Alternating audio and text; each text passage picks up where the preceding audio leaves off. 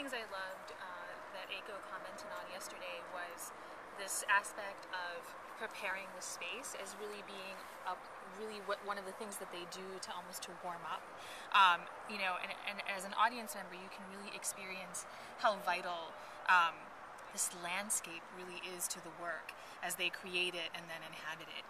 Oh yeah, well for me it was just all about atmosphere and texture, and I even noticed in the program notes for Raven, which is their newest piece they choreographed in 2010, and it's actually the cornerstone of this retrospective project, is actually a site-specific work, and it can be a site-specific work. We happen to see it on a proscenium stage, but it could move from the stage to a gallery to an outdoor space, and I'm really intrigued on how that can change the atmosphere and the mood of the piece. Yeah, what I thought was really great was the way that they brought an environmental kind of landscape into the theater setting.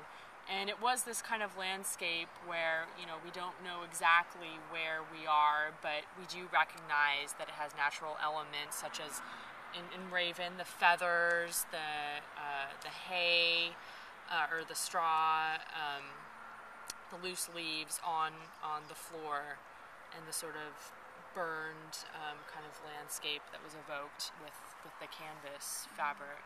And it traveled through the other works, which were actually older works from different decades, because the show was in reverse chronological order, but there was an intertwining and kind of continued use of the same materials that Claire was talking about, creating this kind of continued and sustained sense of place through several different decades, you know, and that's what's so important about, I think, that idea of place, is that there becomes this universalness about it, and this continuity.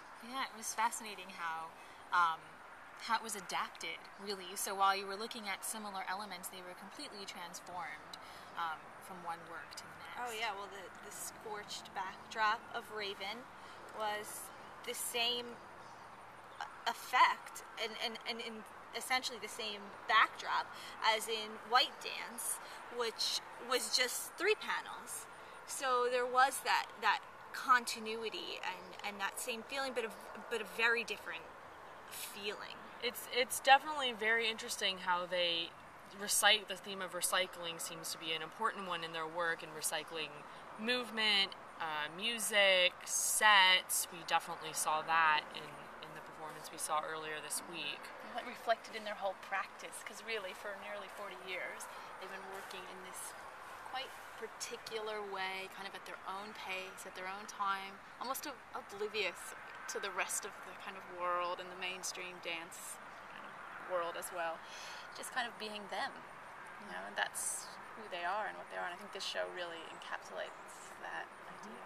There's definitely something really genuine about their work, something that they've really carved out that is so theirs, and really so spellbinding.